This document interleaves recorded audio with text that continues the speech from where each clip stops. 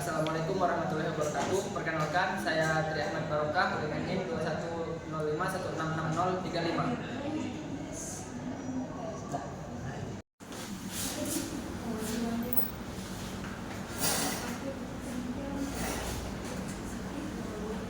Di kelas 12 ya?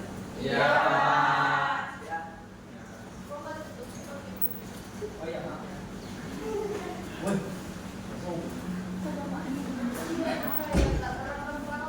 Paul, boleh Pak? Baik. Assalamualaikum warahmatullahi wabarakatuh. Waalaikumsalam warahmatullahi wabarakatuh. Gimana kabarnya hari ini? Baik, Pak. Puasa semua ya? Puasa. Baik, sebelum kita masuk ke materi, silakan ketua kelasnya untuk memimpin doa dulu. Baik Pak, kawan-kawan, sebelum kita memulai pelajaran kita pada hari ini, marilah kita berdoa menurut agama dan keyakinan masing-masing. Berdoa ini.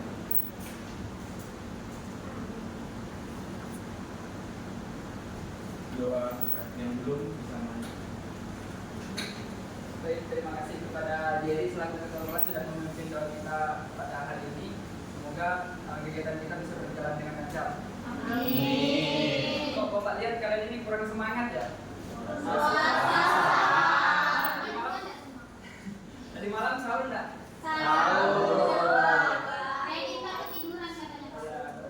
Saya juga masalahnya kemarin ketiduran jadi makanya kalau sediakanlah alarm banyak-banyak. Mungkin untuk kita sebelum masuk ke pembelajaran, Bapak ada sedikit game ini. Nanti kalau Bapak bilang tepuk 1, kalian tepuk tangan 1 kali, tepuk 2 kali. Kalau Bapak bilang tepuk 3, setengah, tidak kena gitu. Ya paham? Sudah siap? Siap. Tepuk 1, tepuk 3. Fokus ya. Tepuk 2, tepuk 3. Tepuk 1, tepuk 3, tepuk 2. Oke, sudah.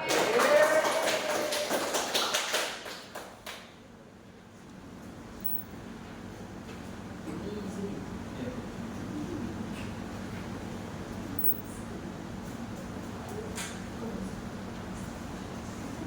Belum.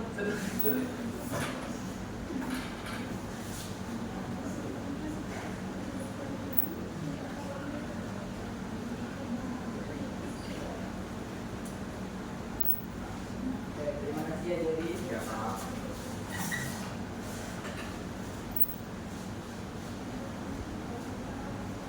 Sebelumnya ada yang ingat materi kita minggu lalu apa? Silakan. Orde baru Pak.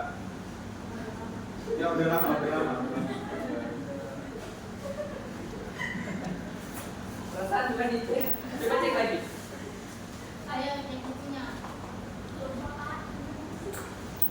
Pak belajar. Kondisi politik Pak masyarakat Ya, Indonesia. betul. Jadi pertemuan kita minggu lalu itu kondisi politik. Jadi ada yang ingat tahun berapa masa Orde Baru ini dimulai? Itu materi kita minggu lalu. Oke.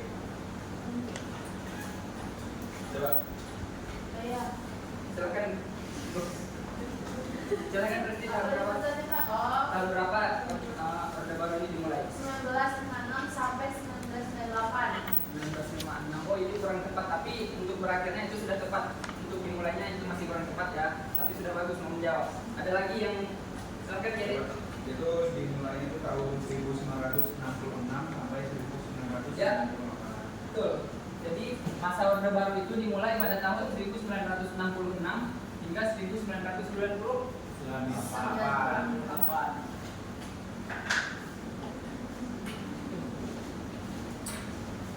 Yang di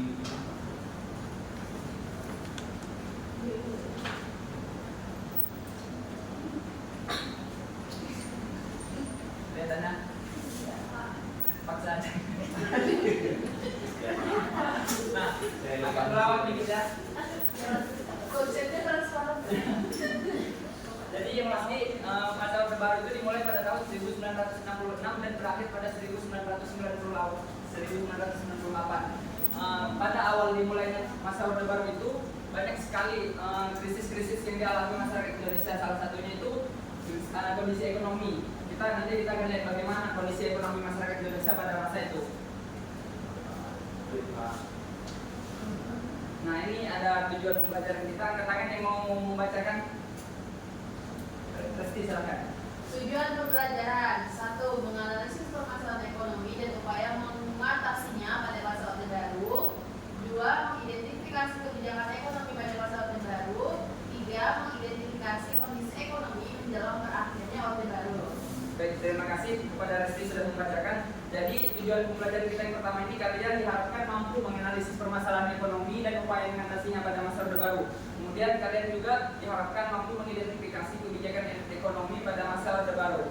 Dan yang ketiga itu mengidentifikasi kondisi ekonomi menjelang berakhirnya Orde Baru. Selanjutnya kita metode pembelajaran yang kita gunakan hari ini yaitu problem based learning dan diskusi kelompok. Sebelumnya kalian sudah pernah belajar menggunakan metode problem based learning? Sudah sama Bu Dharma, Pak. Itu seperti apa? Dikasih masalah baru menyelesaikan. Ya betul ya, nanti kalian akan dihadapkan suatu masalah, nanti saya kasih tugas, nanti bersama kelompoknya nanti memecahkannya sama-sama. Nah sekarang sebelum saya masuk ke materinya, kita membentuk kelompok dulu. Sama langsung duduk dengan kelompoknya masing-masing. Ini mau saya bentuk 3 kelompok. Bisa enggak? Bisa Pak, 4 marker. Pas. Ya. Ini sesuai dengan dudukannya aja. Ya Pak. Sesuai duduknya. Sesuai Pak. Oke. Sudah ya, ini 1, 2, 3. Ya. Ingat ya kelompoknya. Siapa? Ya ini 1, 2 sama ini 3. Ya Pak.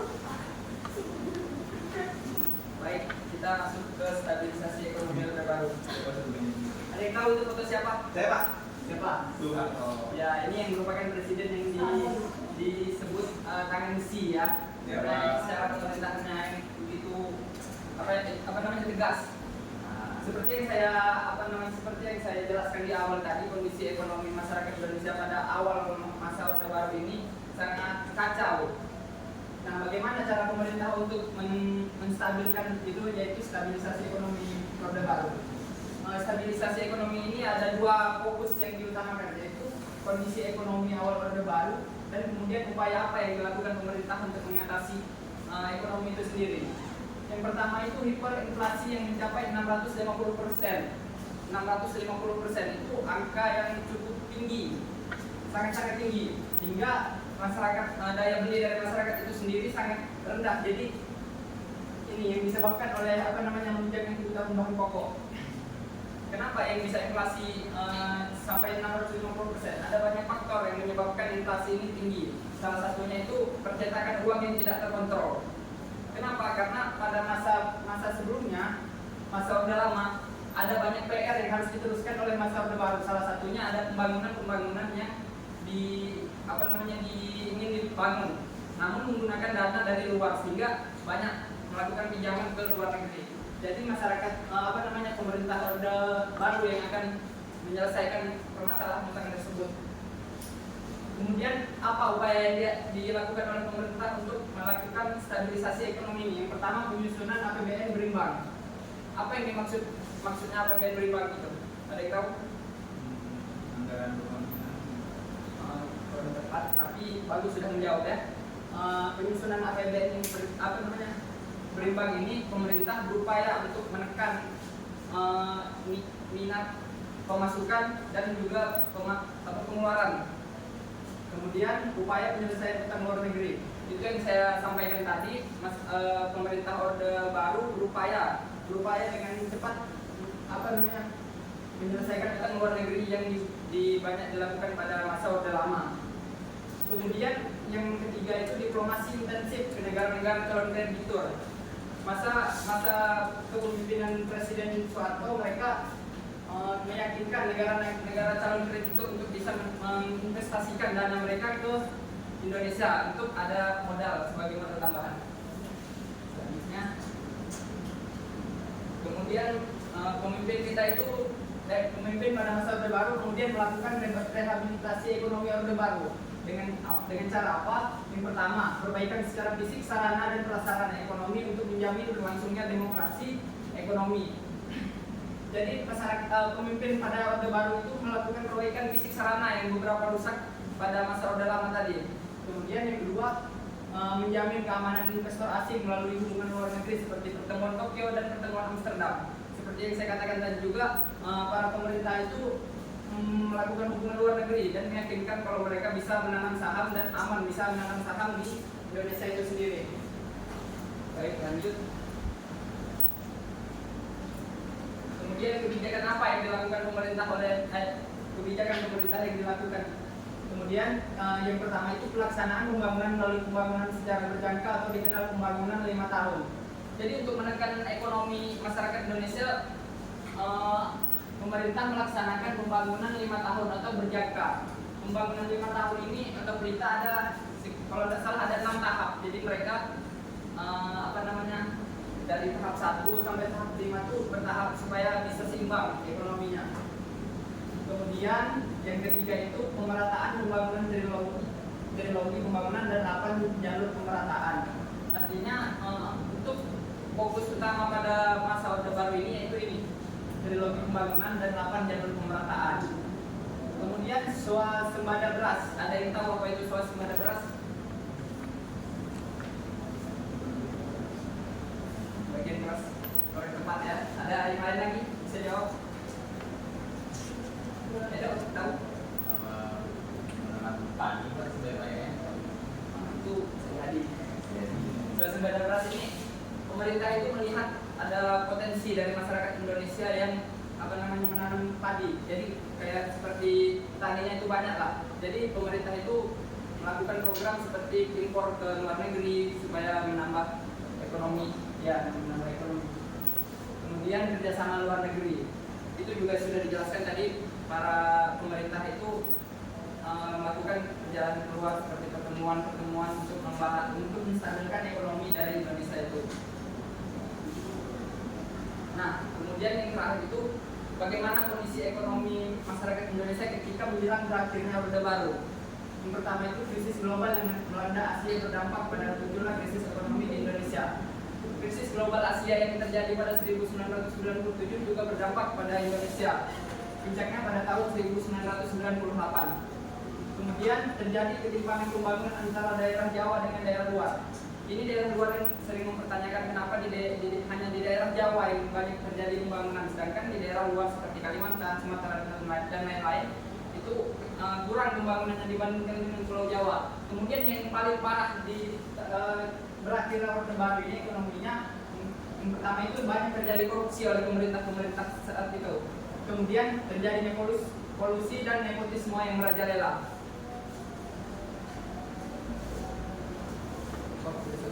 Mungkin sebelum saya lanjut ada yang ingin bertanya?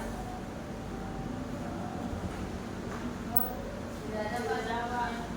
Oke, karena ini sudah ditutup sesuai kelompok ya, Ya, Bapak akan bagikan untuk yang kalian akan pecahkan masalahnya. Sebentar ya, masih aja.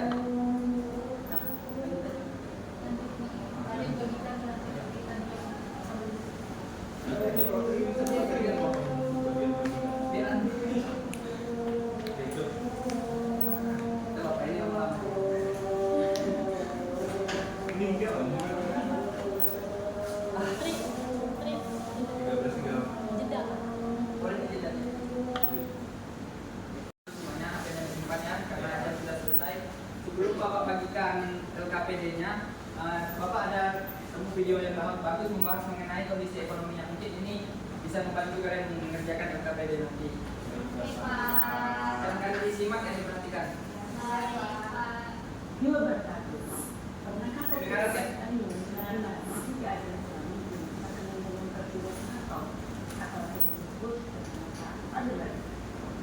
Itu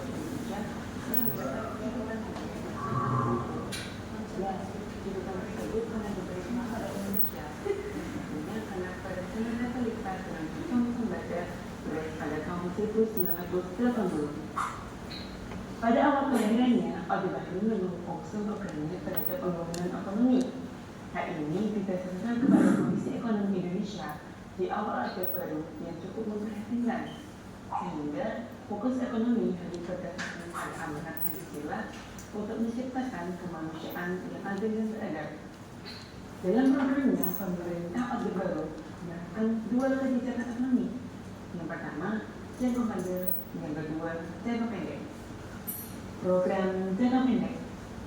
Presiden Soeharto pada awal pemerintahannya dihadapkan pada masalah yang cukup sulit di bidang ekonomi.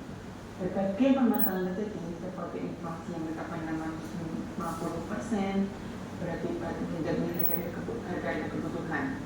Selain itu, alat-alat produksi mengalami kerusakan terutama di sektor pertanian. Permasalahan tersebut berakibat pada kurangnya tingkat kesejahteraan masyarakat Indonesia. Reliabilitas dan stabilitas ekonomi menjadi kebijakan awal pemerintah Orde Baru dalam memulihkan kondisi tersebut. Reliabilitas maksudnya perbaikan fisik terhadap prasarana dan alat produksi. Dan stabilitas dimaksudkan mengendalikan inflasi supaya juga tidak terus menyebabkan stabilitas dan stabilitas ekonomi yang dilakukan pemerintah Orde Baru menunjukkan hasilnya cukup baik loh. Tingkat inflasi semula mencapai 650%, berhasil ditekan menjadi 120% pada tahun 1969. Kerusakan sarana prasarana mulai diperbaiki dan diremajakan. Pemerintah Orde Baru siap melaksanakan program jangka panjang khususnya di bidang pertanian. Program jangka panjang. Pada 1 April 1969, pemerintah menciptakan landasan untuk pembangunan yang disebut sebagai Rencana Pembangunan 5 Tahun atau yang bisa disingkat dengan TPLITA. TPLITA 1 pada tahun 1969 tersebut fokus pada rehabilitasi prasarana penting dan pengembangan iklim usaha dan investasi. TPLITA 2 yaitu pada tahun 1974 sampai dengan 1979 dan TPLITA 3 pada tahun 1979 sampai dengan 1984 fokus pada pencapaian pertumbuhan ekonomi, stabilitas nasional, dan pemerataan pembangunan dengan penekanan pada sektor pertanian dan industri yang mengolah bahan mentah menjadi bahan baku. Tadi berarti saya sedikit keliru menjelaskannya. Yang program Replika itu saya bilang tadi sampaikan ternyata programnya itu sampai 5 periode dalam 2 tahun terakhir. Kemudian fokus TPLITA 4 yaitu pada tahun 1984 sampai dengan 1989 dan TPLITA 5 yaitu pada tahun 1989 sampai dengan 1994. Selain berusaha mempertahankan kemajuan di sektor pertanian, juga mulai bergerak menitik beratkan pada sektor industri. Assalamualaikum. Oke, karena sudah menyimak videonya tadi. Sudah, Pak. Selanjutnya karena sudah sesuai kelompoknya, Bapak bagikan dan kalian kerjakan ya.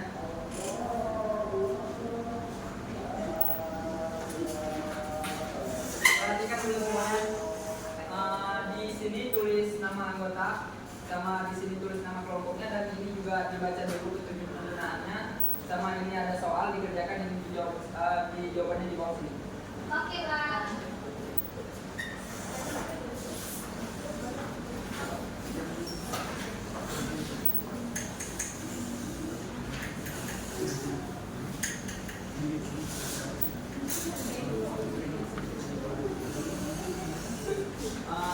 Perhatian semuanya.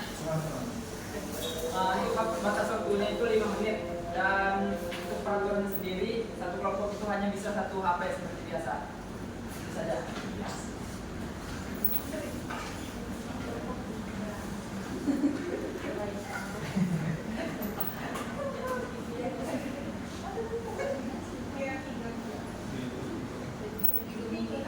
Iya.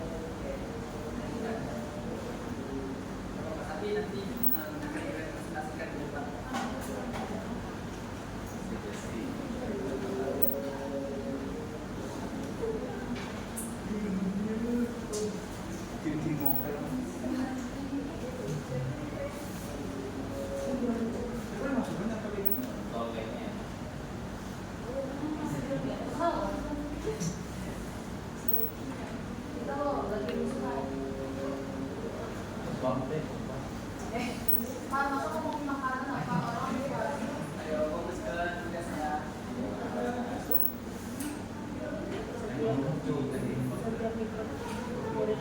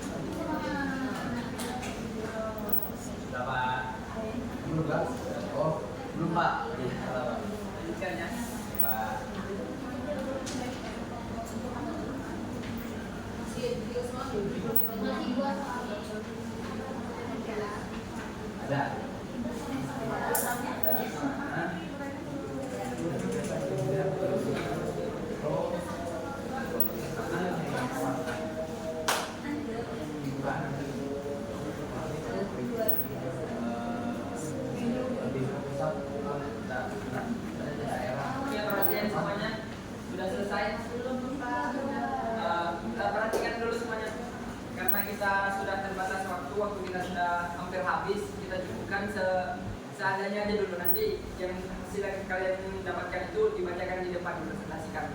Baik Pak. Kelompok mana yang mau maju duluan? Saya. Kan? Nah, kelompok SD duluan. Nomor 1 ya Pak. Itu masalah aja.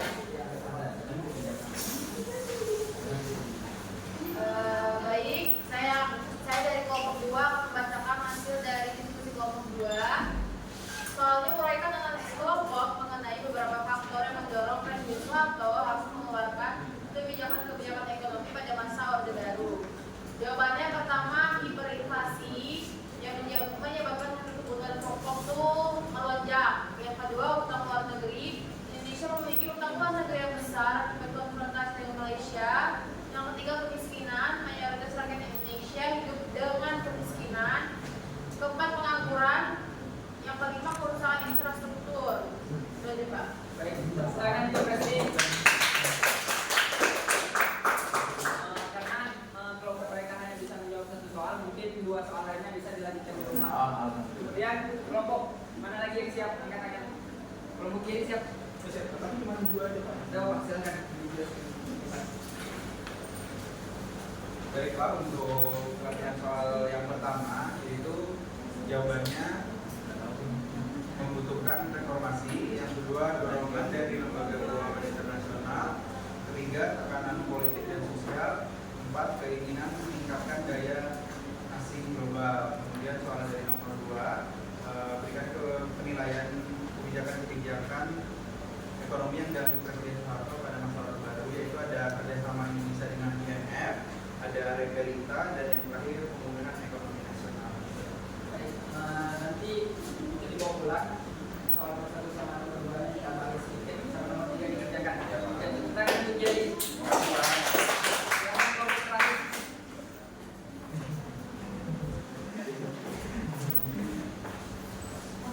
Jadi hasil diskusi kami yang pertama yaitu uraikan analisis kelompok mengenai beberapa faktor yang mendorong Presiden Soeharto harus mengeluarkan kebijakan ekonomi pada masa Orde Baru.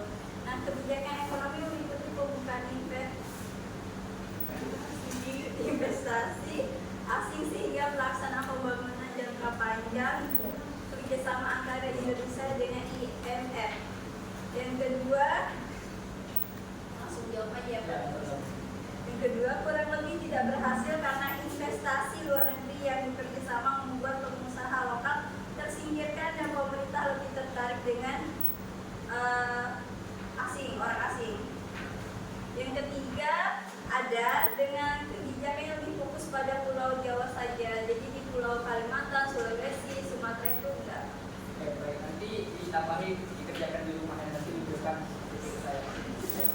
Ya ditambahi. Lebih lengkap dikit dan lebih lengkap lagi jawabannya. Iya, Pak. Oke, karena sudah menjawab semua, mungkin saya sebelumnya ada yang bisa menyimpulkan.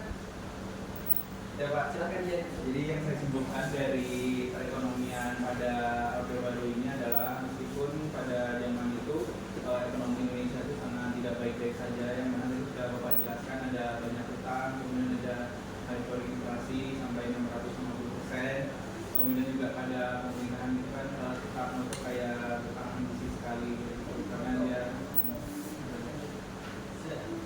Ya, bagus sekali, terima kasih. Jadi tepuk tangan dulu untuk Jerry. Jerry sudah menyimak penjelasan dari Bapak dan mengerjakannya dengan serius ya. Serius semua, tapi maksud saya minggu depan lebih ditingkatkan lagi biar lebih lebih memahami. Mungkin minggu depan kita akan membahas mengenai masuknya masa reformasi ketika berakhirnya masa Orde Baru ini. Mungkin itu saja pembelajaran kita pada hari ini.